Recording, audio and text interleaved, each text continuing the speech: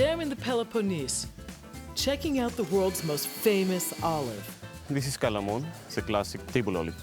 This region produces some of the world's best Kalamata olives. And I'm going to follow them from harvest to table. And this is really not easy. All while making some of my favorite local dishes. This is grease in a pot. Spartan chicken, grilled olives and oranges, and kayianas. Join me on my Greek table. I was born in New York and visited Greece when I was 12. I fell in love with the place and my husband. I moved to Athens 25 years ago to cook and write about Greece's healthy foods and natural beauty. I'm Diane Kochilas. Yassas.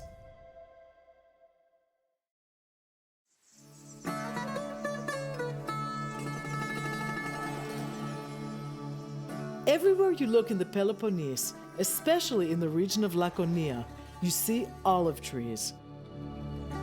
Some of the most famous table olives come from Laconia, specifically the renowned Kalamata olive. And of course, everywhere you look in Greece, you see history. Sparta, land of a once fierce military culture, home to the ancient King Leonidas, who, vastly outnumbered, led a regiment of 300 Spartans against the Persians in the famous ancient battle of Thermopylae. Two of my favorite English words derive from this place: laconic, which means one of few words, and Spartan, for something that is marked by simplicity and the avoidance of luxury. To this day, the region and its food, anchored by its famous olives, are still known for pared-down simple flavors and dishes that evolve from very few basic raw ingredients. This morning, I'm in the village of Selassia, a few miles north of Sparta, and my friend Manolis is going to give me a lesson on harvesting Kalamata olives in his family olive grove. So we have to pull the nets now? Tell me what we're doing, Manolis. The olives are going to fall on the net, and this is the way that we can actually then pick them up. So this is Kalamon, Right. and it's ripe enough to get harvested. Okay, how do you know? Because it's totally black? Because it's totally black. It's almost like an almond shape. It has Yes. a pointy end. Exactly. These are totally organic, right? We only harvest organic olives, and the area actually has many organic farmers as well. You have this comb-like device. You grab these. Oh, that's it? That's it. Try this one. I mean, it seems easy, but if you have to do this for 1,000 trees, it's not so easy. Yes.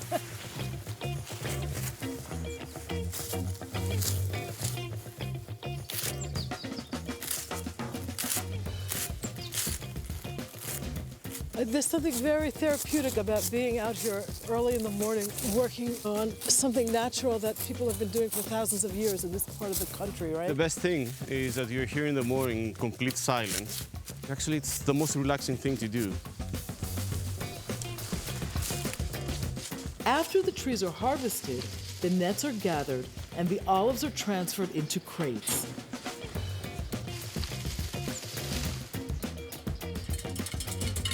It's tough work, but the literal fruits of our labor are well worth it.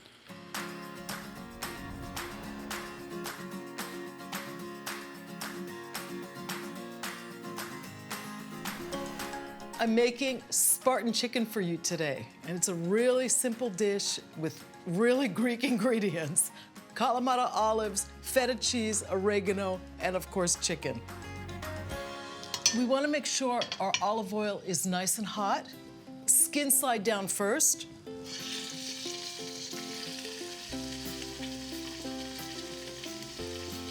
This dish fits into that whole idea of laconic cooking. Very few ingredients, very Spartan, very pure, very simple. See how beautifully golden that is? And just a little salt and pepper. And now it's ready to come out. I'm gonna just take the chicken out and cook down my onions. The whole sort of idea for this dish, it's really about creating a sauce where the feta, the onions, the tomato are all melded together, kind of like a feta cream sauce, without the cream, of course.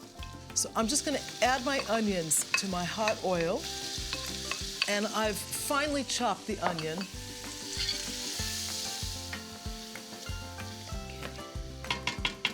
So this is exactly where we want it. I'm gonna add my garlic now, and just stir it around to soften it up.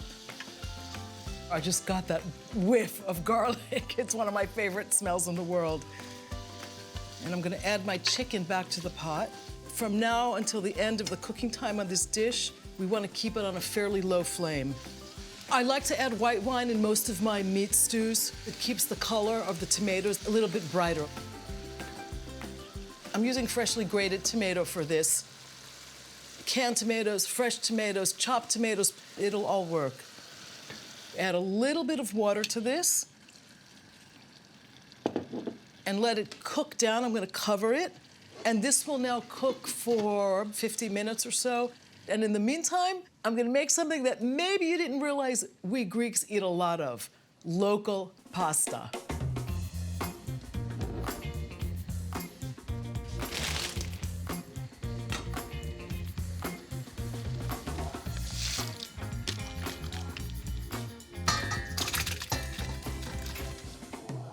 Almost ready.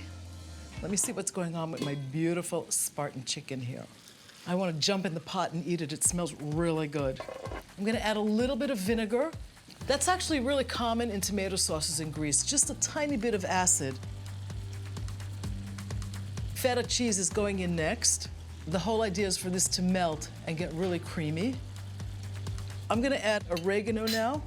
And you always want to add your dried herbs, especially oregano, right before you take the pot off the stove, because it will get a little bit bitter if you cook it for too long. The last thing that goes in here, and kind of the star of the dish in its own way, are these Kalamata olives. Now, I like to use pitted olives in this because it's a little bit easier to eat them.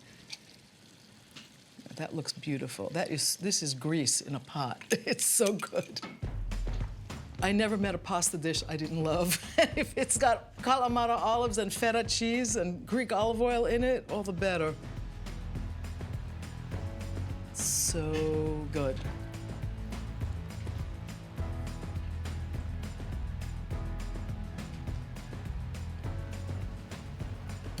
And I'm ready to indulge. I can't wait to taste some of this. Little chicken and that beautiful Kalamata olive. You know, this is basically a tomato chicken stew, but with the Kalamata olives, the whole dish has another personality. It comes alive, and they just balance perfectly with the sweetness of the onions and the tomatoes and the mildness of the chicken. And what would I marry with a dish called Spartan chicken? A wine from Mount Olympus, from Rapsani, that's in the north. The Kalamata olive is the most famous olive in the world, and there's good reason for that. And I'm gonna show you two other ways to use it for brunch and for a light snack. My friend Maria was kind enough to give me a lesson on the traditional way to cure Kalamata olives. She starts by scoring them. The number of scores is determined by the size of the olive. Then they are soaked in a brine solution for 2 weeks. This brining takes out the bitterness and gives the olives their characteristic taste and crunch. If Kalamata olives are the most famous olives in the world, then they all can't be cured in small batches like this, right? All those olives that we picked have to be processed before they end up on the table. And that's what we're gonna see here. The first step, I'm gonna meet my friend Demosthenes. Like Manoli, like so many other people from the region, he's a young entrepreneur. He studied in the States, but he came back here drawn by the Kalamata olive. Γεια σου, Demosthenes. Γεια σου, Diane. Καλώς ήρθες. Μια χαρά είσαι. Demosthenes' operation processes literally tons of olives from growers all over the region. Here are the olives from the farm of Manolis earlier. Oh, okay. And it all starts with cleaning the fruit. So here's the first step of the process. Okay. We separate the leaves and the really small olives. This labyrinth of machines removes the leaves and stems and sorts the olives by color and size. The olives run through the machine and there are cameras that take pictures. When they see a green olive, there is an air blower that shots the olive away from the other ones. These green olives that are separated are processed into olive oil. The black olives are then sorted into these barrels. Ooh, that's a small one. They are sized by the number of olives per kilogram. Oh, these are really big. Look at that's amazing. So what do we do now? What's going on next? So we are going to do the brining and the pitting of the olives.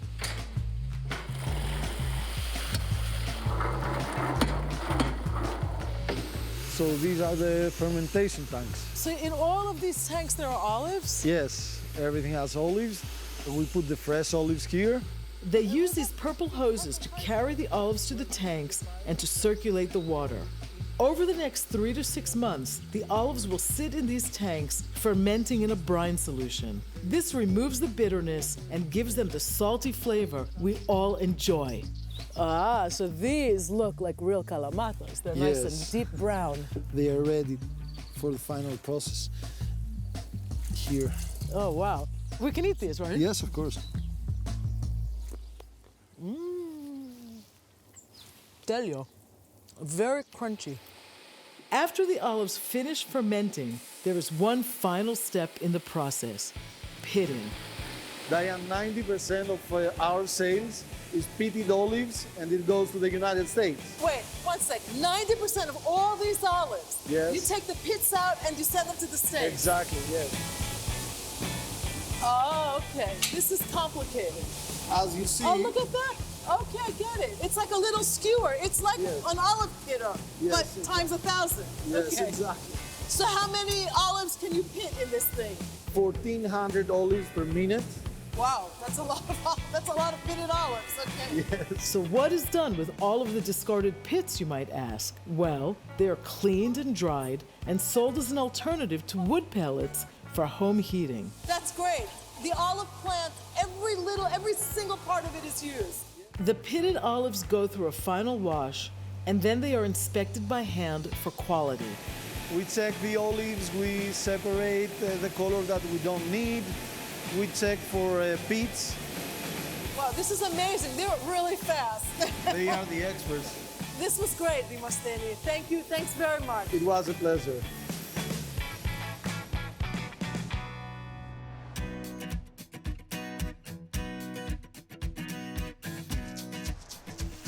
I'm making a really easy Greek appetizer here with Kalamata olives, sliced oranges, a little oregano, and olive oil. And it's something that has a million different uses in the kitchen. I'm just gonna get started here by sauteing my Kalamata olives with a little bit of olive oil.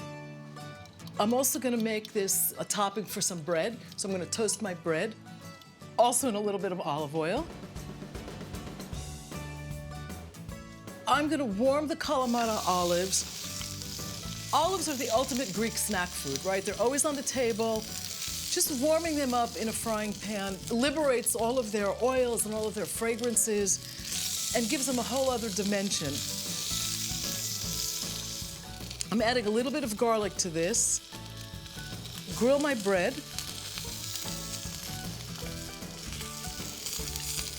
Add a little bit of orange to this. And that's a very natural pairing.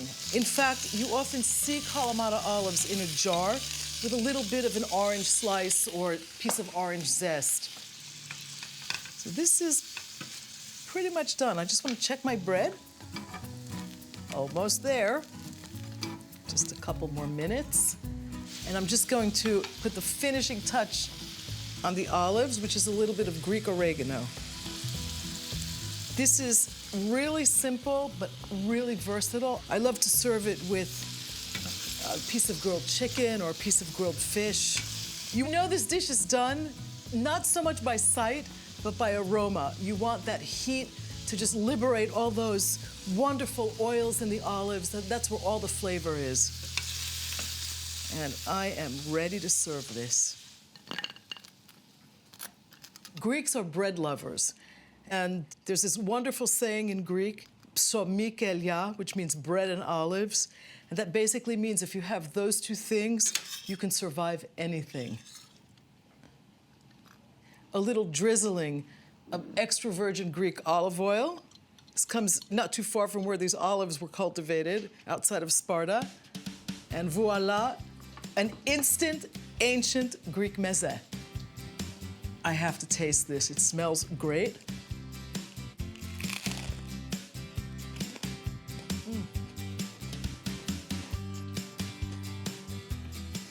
I just got a mouthful of olive juice and orange juice.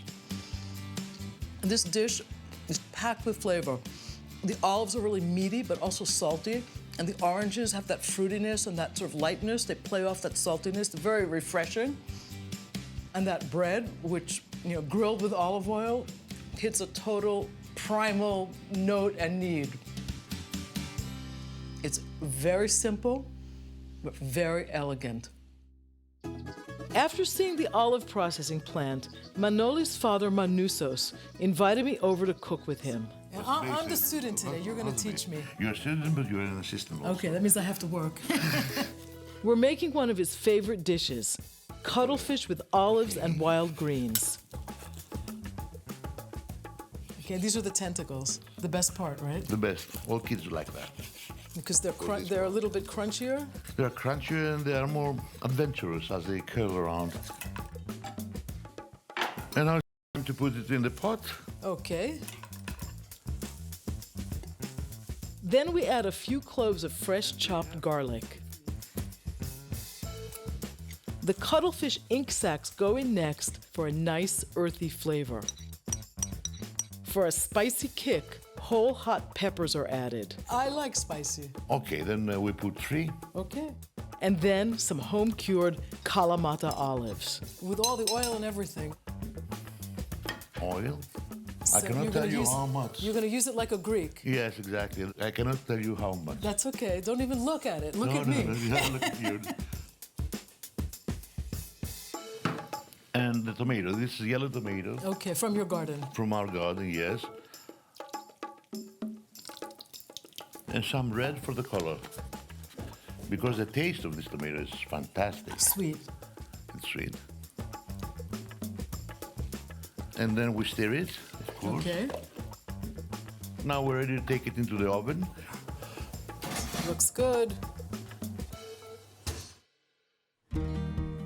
After 20 minutes in the oven, we're ready for the greens. I can smell it. It smells great. With my hands. Yes, of course, with your hands. These greens are called stamnangathi, or wild chicory, and they have a peppery, bittersweet flavor. You could also use dandelion greens or escarole. So how much longer will this take? About 15 to 20 minutes. Off you go for the oven. Okay.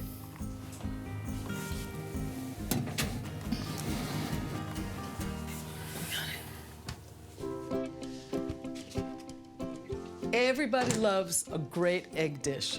The easier, the better. And that's exactly what I'm making today. It's called kayianas, and it's a traditional scrambled egg dish from the Peloponnese with tomatoes, Kalamata olives, a little bit of feta cheese, and another Greek cheese called kefalotiri. I'm gonna start with olive oil, just heat it and get my tomatoes going. And the reason I add those before my garlic is so that the garlic actually doesn't burn in the hot oil. Now, this is a dish that really is best done with fresh tomatoes, but you can also use canned tomatoes. There's nothing worse than watery scrambled eggs, right? So that's really what we want to avoid here by cooking out all the water in the tomatoes. And I'm gonna add my garlic next. 1 clove of chopped garlic. I'm gonna chop my Kalamata olives. Now, the olives are not a traditional addition to this dish. They're kind of my little inspiration. Eggs and olives work surprisingly well together. The olives give a totally different dimension, and they give a certain meatiness. So while this is cooking down, I'm gonna whisk my eggs. I'm doing 4 eggs in this omelet.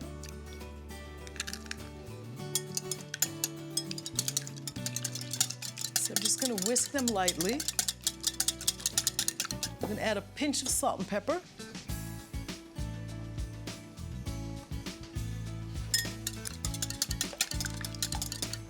And I'm stirring as I add the eggs.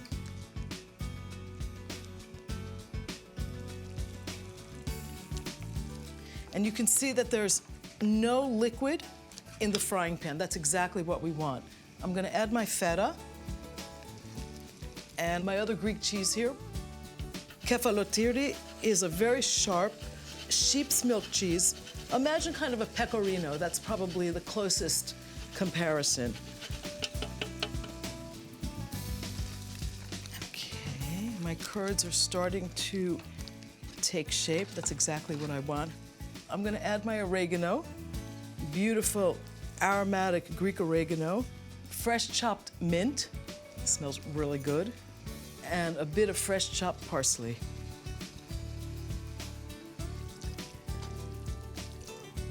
My kayianas is perfectly cooked. And you know why I know that? Nothing's runny in here. This is a really great brunch item with a nice fresh salad, maybe a little bit of feta cheese, even some Kalamata olives on the side, some good bread. I'm just gonna garnish it with a Kalamata olive. I'm gonna pour myself a glass of this beautiful Greek sparkling rosé. I can't wait to try my kayianas.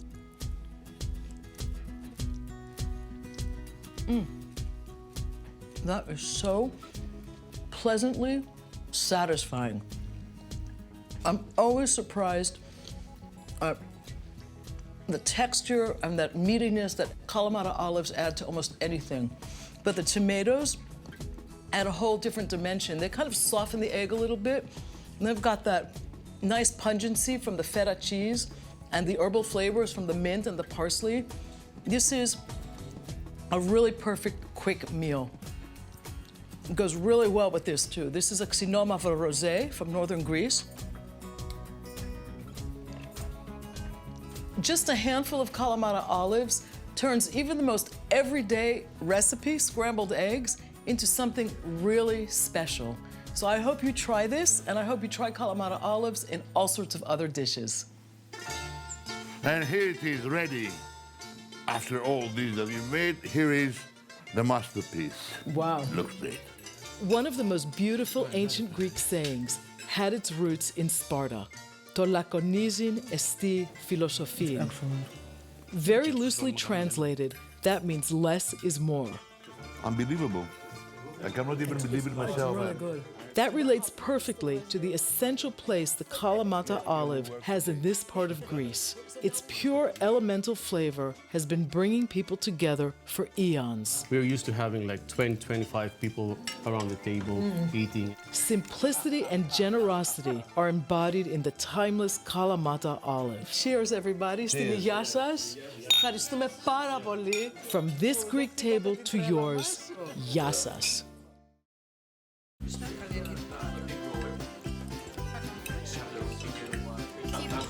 Keep